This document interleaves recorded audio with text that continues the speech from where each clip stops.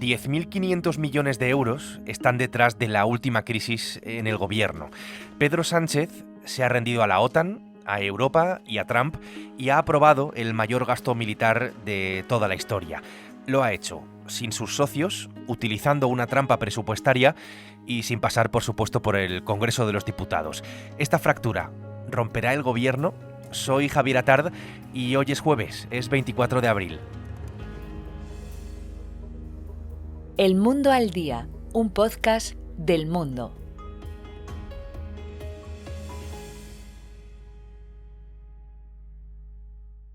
Todos sabemos el contexto que vive ahora mismo el mundo, que estamos viviendo, y cuáles son las amenazas, en este caso para nosotros, para Europa y para España, ¿no? La amenaza rusa y ese vacío que está dejando Estados Unidos desde que Trump ha vuelto a la presidencia.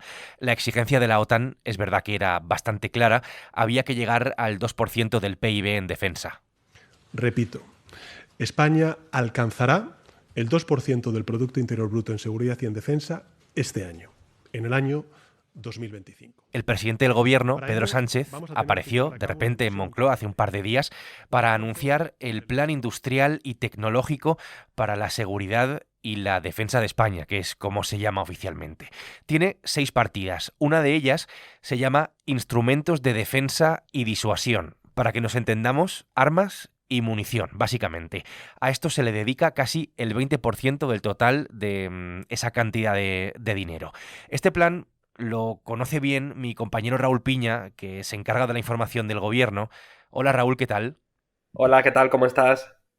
Con este giro, Raúl Sánchez ha vuelto a sorprender, eso yo creo que es bastante claro, porque no parecía además muy por la labor, ¿no?, de hacerlo de esta forma. ¿Cuál es para ti la clave principal de todo esto? Mira, para mí la clave principal es que presenta el plan.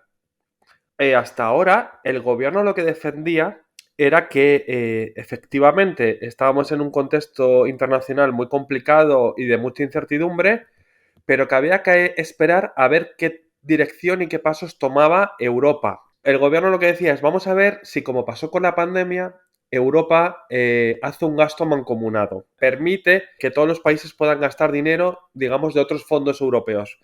Por hacerlo muy breve, igual que hubo unos fondos europeos para recuperarnos de la pandemia, que hay unos fondos europeos para gastar en seguridad y defensa. Este era el discurso del gobierno. Y de repente presenta un plan que corre a cargo de nuestro dinero únicamente. Entonces, para mí, lo más importante es este cambio, ¿no? El hecho de tú mantienes un discurso de vamos a esperar porque esto tiene que ser una cosa que gastemos nosotros los países, pero también Europa, a de repente anunciar a los españoles que vamos a gastar 10.500 millones extras en seguridad y defensa. Para ello, vamos a tener que llevar a cabo una inversión importante, un esfuerzo relevante de 10.471 millones de euros adicionales a los ya destinados. Raúl, dudas que me surgen, teniendo en cuenta además el contexto. ¿Por qué ahora? Es una de las preguntas. Tiene que ver, entiendo, con que los socios de la OTAN lo habían exigido y además para este mismo año. Porque había una reunión de la OTAN donde tenían que presentar los países qué iban a gastar para que la OTAN computara si ese gasto era válido o no. Es decir, si en la bolsa del país España se puede computar todo lo que el gobierno cree. Y otra fecha muy importante, en junio de este año hay una cumbre de la OTAN en La Haya. Y claro, ahí si Pedro Sánchez llegaba sin haber comprometido gastar el 2%, iba a recibir tirones de orejas muy serios, empezando por Donald Trump. Con lo cual, digamos que el calendario apretaba para hacerlo. Y la siguiente duda que tengo es ¿por qué así, no? ¿Por qué de esta manera? Quiero decir, regateando al Congreso, dejando de lado al Congreso, cosa que además ha generado una grandísima polémica e incluso ha generado dudas por la legalidad o no de este gasto extra en defensa sin el aval, ¿no?, de una ley. ¿Por qué así, de esta manera, ir regateando al Congreso? Porque este es el asunto más incómodo que tiene el gobierno respecto a sus socios. Yo creo que es de las pocas veces que vemos a un Pedro Sánchez solo. Porque en todas las iniciativas que hace, incluso en las económicas, que son las que más divide a sus socios, algunas veces cuenta con el apoyo del PNV y del Junts, otras veces cuenta con el apoyo de Bildu, Esquerra y Podemos, otras veces con el apoyo de todos, pero aquí, en general, sus socios rechazan el gasto en defensa, el gasto militar. Por eso no lo lleva al Congreso, porque se expone a que le peguen un revolcón, a que se lleve una derrota. Entonces dice, bueno, pues en lugar de eso hago malabarismo presupuestario, voy quitando de aquí, lo meto acá, me sobra de aquí, lo pongo por acá y me evito tener que ir al potro de tortura del Congreso.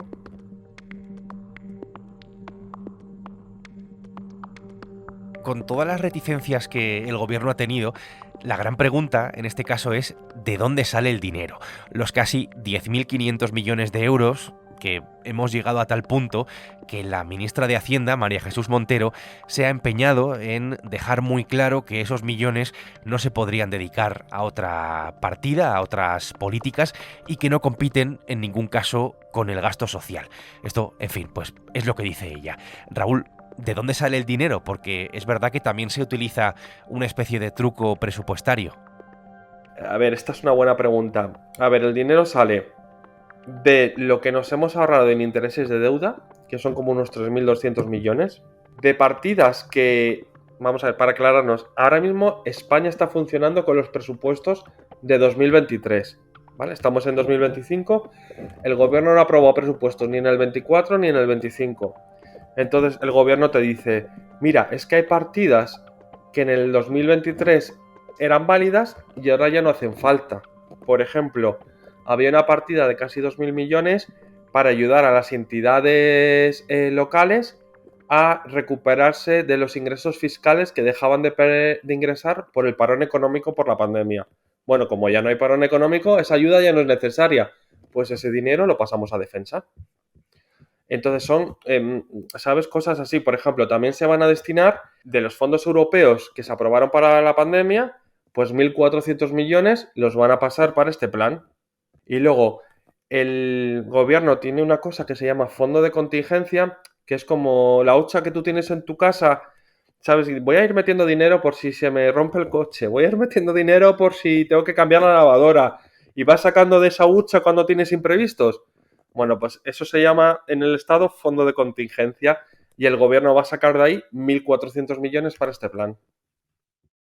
Raúl, déjame que añada a esta conversación a nuestro compañero Álvaro Carvajal, que es el periodista del Mundo que sigue la información de Sumar, de Izquierda Unida y de Podemos. Y digo todo esto por un motivo que ahora vamos a explicar. Álvaro, ¿qué tal? Bienvenido. Hola, encantado de estar contigo. ¿Estarían dispuestos a salirse del gobierno? Bueno, eso es una decisión que obviamente tenemos que tomar colectivamente, por supuesto. Nosotros en este momento barajamos todos los escenarios porque además opinamos... El asunto de los socios es uno de los más importantes en este caso porque este paso de Sánchez ha abierto una fractura en el gobierno y quiero saber, pues, de qué tamaño es esa fractura. Recordemos que la coalición está compuesta por el PSOE, por el Partido Socialista y por Sumar. Y por simplificarlo todo, dentro de Sumar hay otros partidos como son, por ejemplo, Izquierda Unida. En Izquierda Unida llegan a decir que valoran una salida del gobierno, que valoran dejar el gobierno. Esto, Álvaro, ¿puede pasar de verdad? ¿Es algo factible esa salida de Izquierda Unida del gobierno, que ahora mismo tiene una ministra? Pues te diría que según han ido pasando las horas desde esa rueda de prensa, menos posibilidades. Es verdad que Enrique Santiago habría esa posibilidad por primera vez, hay un malestar evidente por el aumento del gasto militar y por la compra de balas a Israel, dos decisiones que han molestado muchísimo. Pero es cierto que desde diferentes sectores de Izquierda Unida, desde la dirección de Izquierda Unida, se ha enfriado mucho esa posibilidad y de hecho el coordinador federal ayer no secundaba esas palabras. Es verdad que tampoco las corregía, pero bueno, ya sabes que cuando te preguntan sobre unas declaraciones y no las respaldas expresamente es porque no quieres suscribirlas. Entonces Izquierda Unida enfría esa situación y coloca el foco en el PSOE, en el grado de incumplimiento sobre los diferentes acuerdos. Yo creo que ustedes conocen que el gobierno de coalición progresista goza de muy buena salud. Vamos a agotar la legislatura y vamos a seguir mejorando la vida de los españoles y las españolas. Por tanto, Yolanda Díaz es la figura más importante de Sumar, fuera y dentro del gobierno, es la vicepresidenta segunda del gobierno, Yolanda Díaz. Si Izquierda Unida dice que Sánchez ha abierto la mayor crisis hasta ahora, Díaz aboga pues por agotar la legislatura, como escuchamos, pero no sé, Álvaro, cómo puede llegar a capear este temporal, digo, por la magnitud que tiene. A ver, Sumar tiene muchas caras. No solo está Izquierda Unida, como ala antimilitarista, también está la Chunta, está Compromís. Es verdad que son dos partidos que no tienen presencia como tal dentro del gobierno, pero sí dentro del grupo parlamentario y forman parte de, los contrapesos que hay dentro de ese grupo parlamentario que sostiene al gobierno. Entonces, las tesis de Izquierda Unida vienen imponiéndose desde hace tiempo dentro del grupo, porque cuentan con un respaldo no solo de Izquierda Unida, también de este tipo de partidos.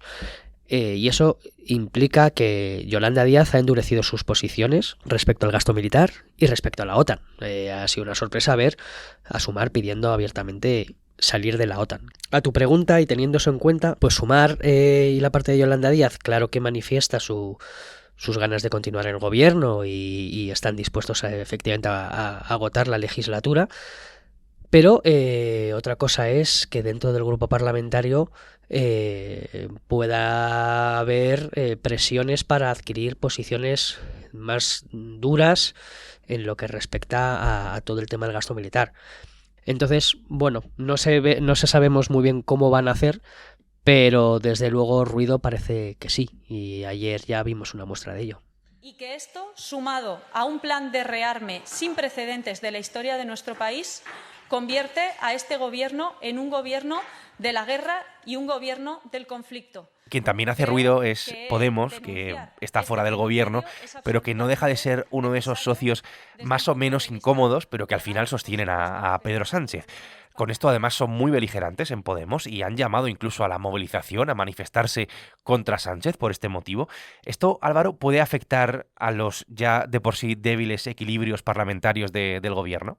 A ver, el plan de rearme es una inyección de gasolina para el discurso de Podemos y para su estrategia de presentarse como la oposición a todo este gasto militar, como los adalides de la paz.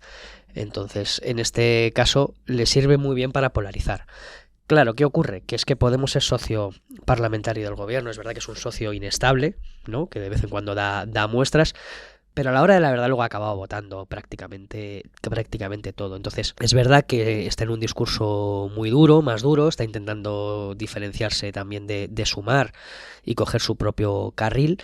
Y en esto en las consecuencias que planteabas, vamos a ver un Podemos más duro negociando. Ya tiene unas condiciones que hacen prácticamente posible la aprobación de unos presupuestos, porque son unas líneas rojas que son muy difíciles de asumir para el PSOE, y entonces pues vamos a incidir en esa línea. Va a ser un socio muy incómodo y que puede dejar tirado al gobierno en cualquier votación parlamentaria como represalia por estos aumentos, este aumento del gasto en defensa. Pues de este tamaño es la fractura abierta en el gobierno y también con sus socios, como vemos, por el aumento en el gasto militar y por este plan en defensa. Álvaro, gracias. Nada, gracias a ti, seguro que hablamos mucho más de esto porque dentro de no mucho yo creo que vamos a ver a las calles manifestarse y en esas manifestaciones a partidos que forman parte dentro del gobierno. Raúl, estoy contigo otra vez. Con todo esto que acaba de explicar Álvaro, hablemos de los riesgos que tiene para el gobierno y de lo que dicen en el gobierno de todo esto. Porque que hay una fractura es además demasiado evidente, pero ¿existe un riesgo real de que el gobierno se rompa definitivamente? Moncloa no lo ve. No ve ese riesgo.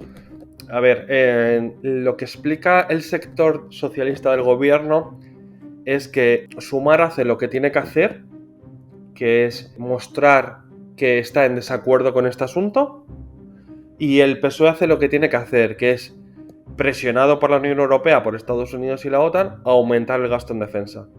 Que cada uno está en su papel, en su sitio, pero que la política de defensa está en manos del PSOE y la decide el PSOE, y por lo tanto, digamos que, por hablarlo de un lenguaje un poco vulgar, que a Sumar solo le queda la pataleta. Pero ya está.